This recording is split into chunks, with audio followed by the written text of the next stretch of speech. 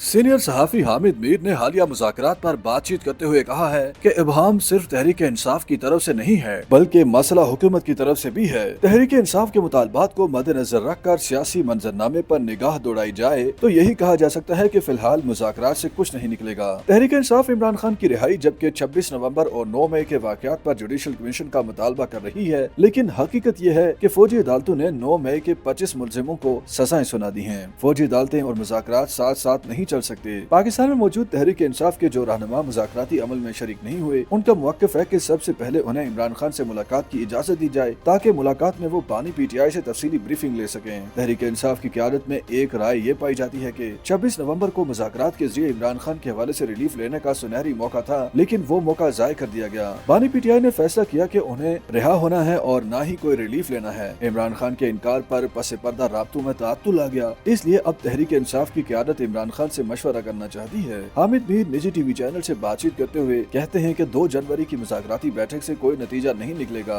लेकिन मुज़ाकराती कमेटियों में कुछ तब्दीलियां हो जाएं तो शायद जनवरी के आखिर में पेशरफ्त हो सकती है। 26 नवंबर के मुज़ाकरात में वज़ीर दाखिला और राना सनाउल्लाह ने अहम किरदार अदा किया। राना सनाउल्लाह ने इमरान खान की रिहाई की टाइमिंग के मसले पर भी नरम गोशा इख्तियार किया था। हुकूमत ने इमरान खान के वीडियो बयान रिकॉर्ड कराने की छोटी सी फरमाइश की थी। बैरिस्टर गौहर और मोहसिन नकवी के दरमियान जो बातचीत चल रही थी उसमें वज़ीर आज़म शहबाज शरीफ कहीं शामिल नहीं हुए थे। उन मुज़ाकरात में मोहसिन नकवी को हदायत कहीं और से मिल रही थी। हालिया मुज़ाकरात में मोहसिन नकवी ऑन बोर्ड हैं और न ही वो लोग ऑन बोर्ड हैं, जिसकी वजह से मुज़ाकरात के मुस्तकबिल पर ऐसे सवालात पैदा हो गए हैं जिनका जवाब किसी के पास नहीं है। लग रहा है कि हुकूमत मुज़ाकराती अमल को अपने इत्तेहादियों को खुश करने के लिए इस्तेमाल कर रही है। तहरीक इंसाफ के नामजद अरकान भी मुज़ाकरात के पहले दौर में शरीक नहीं हुए, जिससे तज़ब्ज़ुब पैदा हो रहा है। इसी तरह हुकूमती मुज़ाकराती कमेटी में पीपल्स पार्टी के रहनुमाओं का शामिल होना भी सवालात को जन्म दे रहा है। सदर आसिफ अली जरदारी और वज़ीर आज़म शहबाज शरीफ एक दूसरे से मुलाकात करते हैं और मुस्कुराहटों का तबादला भी होता है, लेकिन बिलावल भुट्टो जरदारी और हुकूमत के ताल्लुकात जमूद का शिकार हैं। सीनियर सहाफी के बकौल जिस सियासी जमात के एतमाद पर शहबाज हुकूमत खड़ी है, उस पार्टी का चेयरमैन हुकूमत से नाराज है।